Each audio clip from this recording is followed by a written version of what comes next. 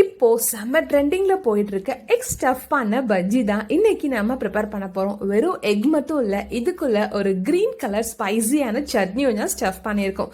சூரத்லலாம் இதை வந்து டொமேட்டோ வச்சு ப்ரிப்பேர் பண்ணுவாங்க, பட் நம்ம பாயில் பண்ண எக் வச்சு ப்ரிப்பேர் பண்ண போகிறோம். ஸோ இந்த ரீல் பார்த்துட்டு உடனே கிச்சனில் போய் டக்குன்னு நீங்கள் இந்த ஸ்டஃப்டு எக் பஜ்ஜி ப்ரிப்பேர் பண்ணிடலாம். அவ்வளோ குவிக் அண்ட் ஈஸியான ரெசிபி.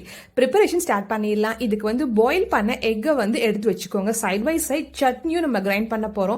கொத்தமல்லி, ஒரே ஒரு பச்சை மிளகா, கொஞ்சமாக இஞ்சி அண்ட் இந்த ஆலு புஜ்ஜியா எல்லாத்தையுமே மிக்சர் ஜாரில் போட்டு கிரைண்ட் பண்ணி வச்சுக்கோங்க. நல்லா திக்கான ஒரு சட்னியாக, கொஞ்சம் கூட தண்ணி ஆட் பண்ணக்கூடாது. வேணும்னா ஒரே ஒரு ட்ராப் லெமன் ஜூஸ் மட்டும் ஆட் பண்ணிக்கோங்க. பாயில் பண்ண எக்கை வந்து ரெண்டாக கட் பண்ணிட்டு அது எல்லாத்துலேயுமே இந்த திக்கான சட்னியை வந்து ஸ்டஃப் பண்ணி வச்சுக்கோங்க. ஸோ எல்லா எக்லையுமே அப்படி ஸ்டஃப் பண்ணிட்டு அதுக்கப்புறம் நம்ம பஜ்ஜி மாவு இருக்கு இல்லையா, அதில் வந்து டிப் பண்ணணும். இந்த பஜ்ஜி மாவு நம்ம யூஸ்வலாக வீட்டில் எப்படி ப்ரிப்பேர் பண்ணுவோம் அதே மாதிரி ப்ரிப்பேர் பண்ணி வச்சுக்கோங்க.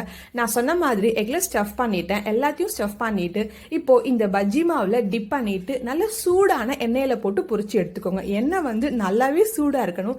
அப்போ தான் இந்த பஜ்ஜி வந்து டக்குன்னு கிறிஸ்பி ஆகும், டேஸ்டாகவும் ஆகும். அண்ட் கோல்டன் கலர் வர்ற வரைக்கும் ஃப்ரை பண்ணிட்டு இப்போ இது கூட ஒரு காஃபியோ இல்லை ஏலக்காய் போட்ட டீயோ சர்வ் பண்ணுங்க. அவ்வளோ அட்டகாசமாக இருக்கும். ஸோ கண்டிப்பாக ட்ரை பண்ணி டேஸ்ட் பண்ணி பாருங்க. Download ShareChat.